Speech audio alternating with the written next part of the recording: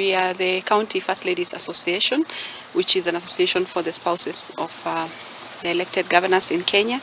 We came here today to pay a courtesy call to the second lady of the country. We decided to just come and sit and talk about the boy child.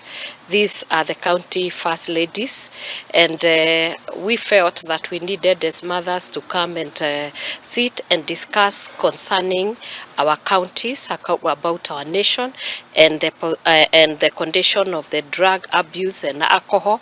So we just sat and discussed how we are going to roll out the boy child program and other programs which are theirs that will be able to mitigate for this drug and alcohol abuse. Tumepata kukaa na tukaongea vile nchi yetu inaelekea, vile uongozi inaelekea, na tumeweza kuongea kuhusu familia zetu. Tumefurahia sana kuona maono ambayo viongozi wetu wako nayo kuhusu vijana wetu.